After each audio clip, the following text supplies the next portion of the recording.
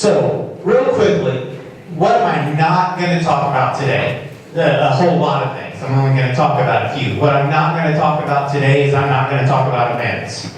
I'm not going to talk about doing social media campaigns. I'm not going to talk about how you can get more donations for a silent auction at your event. That is not the fundraising I'm going to talk about today. Every single one of those has a place. That's not what we're dealing with today.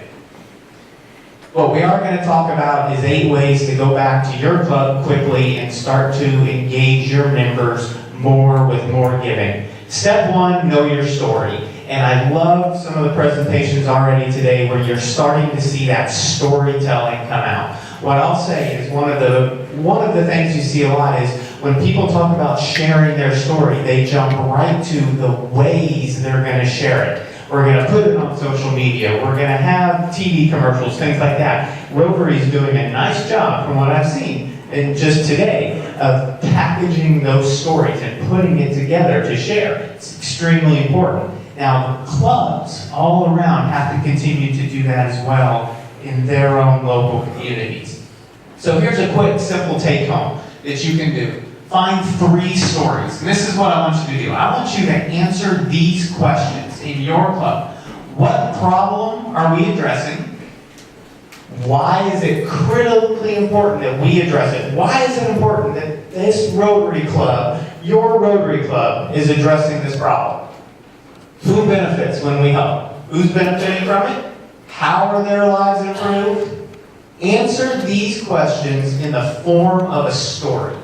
Gather information and build your story. So when you're up sharing your purpose and your mission with your club members, or even as you start to extend out in your community, you're doing that in story form. Imagine standing in front of your members or in front of your community, and you're answering every single one of these questions for everybody in that room, but you're doing it in the form of someone they can picture in their mind being impacted and their lives being changed for the better. Step 2, know your members. So this is one of the most common things in clubs and membership organizations from my experience is we struggle to really start to know our members beyond kind of the interactions we have at the meetings and things like that, and start to really understand what's driving their involvement, why they care about what Rotary is doing. So again, a simple take-home. These are all about, hopefully, quick, simple things you can do and think about a little bit differently. Talk to your members. Now, hang on. We're talking about that in a couple different ways. Go back and get these questions answered from your members. Find these things out. What is the most important thing Rotary is doing? Let them tell you what they believe the most important thing is that your club is doing. Why is it important to them? Why do they care about that? What are you most passionate about outside of Rotary? So when you're not in the meeting, when you're not doing a service project for Rotary, what are the other things that are inspiring you and you're passionate about? Why do you care about those? Why is that meaningful to you? And the purpose behind all this is you're starting to kind of understand the motivations and what's driving their involvement and what they care about. Why and how do you support those passions? What else do you do? When you're not at Rotary, what other groups are you serving for? Who are you volunteering with? Who are you giving to? Why and how do you like to do that with those other organizations? And here's a big one. People often forget about. What is your spouse or your significant other or your partner? What are they passionate about as well? Because guess what? A lot of times that decision maker may not be the one you're standing there talking to in front of you. They're making decisions together as a partnership. And part of one of the things you want to do is start to understand what they care about collectively. Step 3. Okay, so if you can't see this one, I'm all about this because one of the wonderful things about, the way, in my opinion, television is kind of starting to shift a little bit is I've got 4 kids, as Jason mentioned, and guess what they love to watch right now? Full House. Not the Fuller House, not the new one, which we turned off because it was junk, but Full House. So all I really want to say about this is there is nothing kind of more important that I can tell someone. If you're in your club and you're one of the individuals that has some accountability, some responsibility in engaging your club members in giving to Rotary, if you aren't giving personally, hand that responsibility off to someone else, please. Okay? The most fundamental principle, in my opinion, in fundraising and raising funds, if you are not personally supporting it and you don't care enough to also personally give, you cannot be the one out asking other people to give. You don't have to be the major donor. You don't have to be the biggest donor in your club, but please give personally. It makes your life easier as well when you're out talking to others. Step 4, this is a dicey one, I know, right? Ditch the group ask every time. You can incorporate it, but don't just, and I'm waffling on that a little bit because I know the group ask is very common. So you don't have to completely abandon it. But think about the group ask a little bit differently. Next time you're thinking about is your club. All right, this is the time we're going to stand up and I've got my 20 minutes and I'm going to talk about all the great things that's going on in Rotary and I'm going to ask everyone about be supportive to us. We're trying to get to 100%. That's my big pitch. We're trying to get we're trying to get to 100% giving.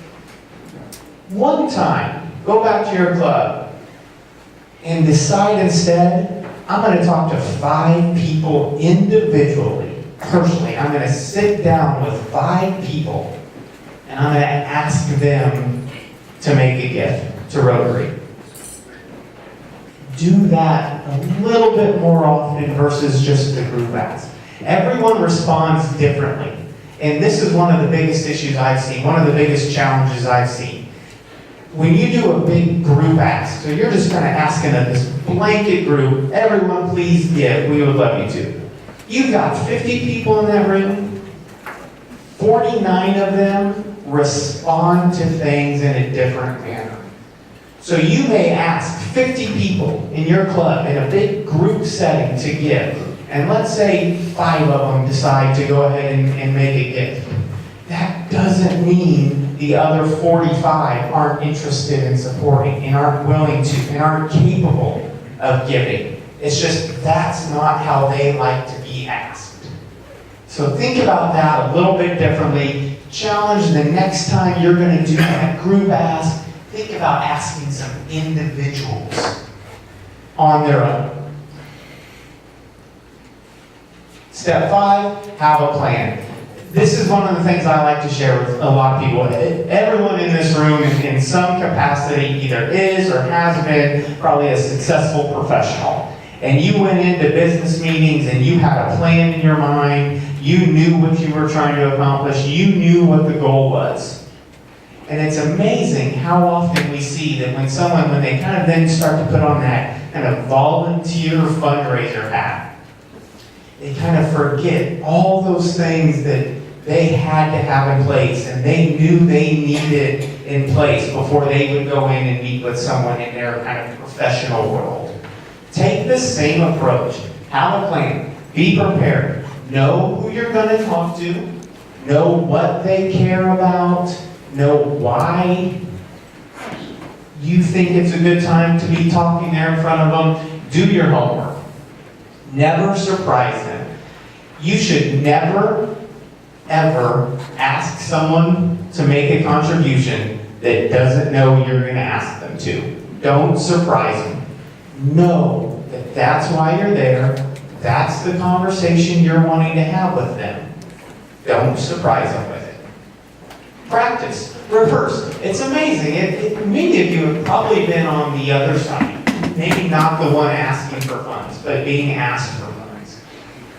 Believe it or not, the ones that are kind of coming across successfully to you and are maybe being, you're leading them like, they did a good job. They knew what was going on.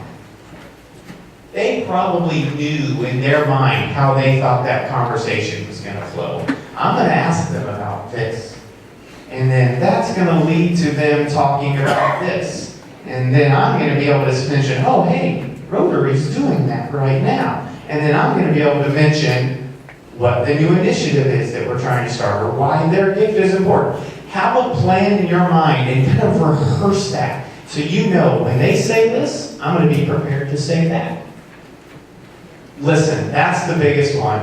What you want to do when you're talking to your members about giving is let them tell you why Rotary is important. Let them tell you why they think they should be supportive in giving. Try to avoid telling them. Don't tell them why they should give, why Rotary is important. Let them tell you, listen to that, and kind of evolve your conversation based upon it.